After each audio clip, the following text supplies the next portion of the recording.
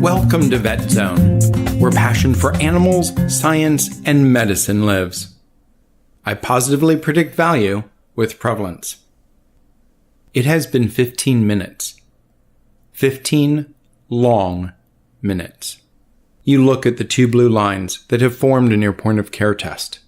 One blue line would indicate that the control is working and that the result is negative. Two blue lines is a positive test. You just tested positive for zombie disease. But how is that possible? You've been so careful. After all, you just ran the test to see if the test kits were working. Before panic sets in, you run your biostatistics in your mind. The specificity of the test is 95%, and the sensitivity of the test is also 95%. The region that you've been investigating has a low prevalence of zombie disease of only 4%. This means that the likelihood that a positive test genuinely supporting infection is just 44.1%, less than half a chance. You take a deep breath and know that you need to run a confirmatory test to see that you are a false positive test case. This was much better than 6 months ago when you were in a region with a 10 times higher prevalence of 40%. Then a positive test result would mean a 92.7% likelihood that the positive test indicated actual disease. Same test, two very different interpretations of the outcome. The dependence upon prevalence information is both the value and the frustration of predictive values.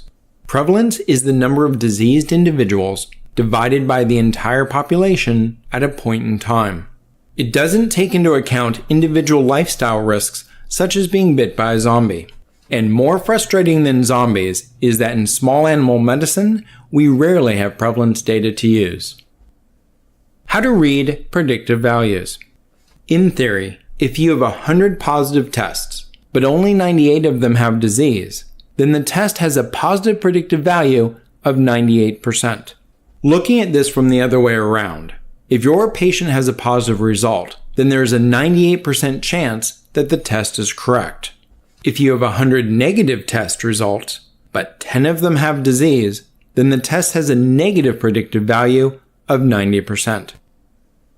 The easy and the hard way to calculate predictive value.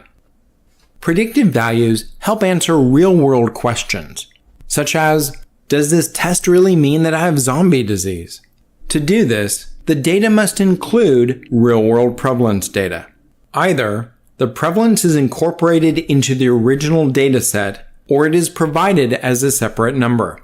When the data, which can be placed into a 2x2 table, includes the prevalence data, then calculating the positive predictive value is rather straightforward. The numerator is the number of true positive tests.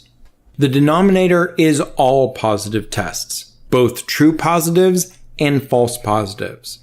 When looking at the 2x2 table, we calculate sensitivity and specificity vertically and calculate predictive values horizontally. The hard way to calculate positive predictive value. Sometimes the 2x2 table does not have prevalence data, such as case control studies or randomized clinical trials. While the basic formula remains the same, prevalence data must be included.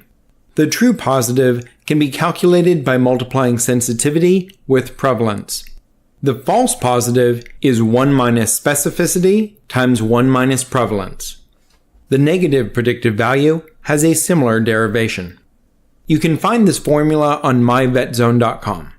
It sounds simple, but it looks more involved than calculations where prevalence is already incorporated into the table. In summary, sensitivity and specificity help us understand if a particular test is better suited to rule a disease in or to rule it out. The predictive values help us understand how to interpret those test results in light of the prevalence of the disease in question. Thank you for listening, and see you next time in the Zone.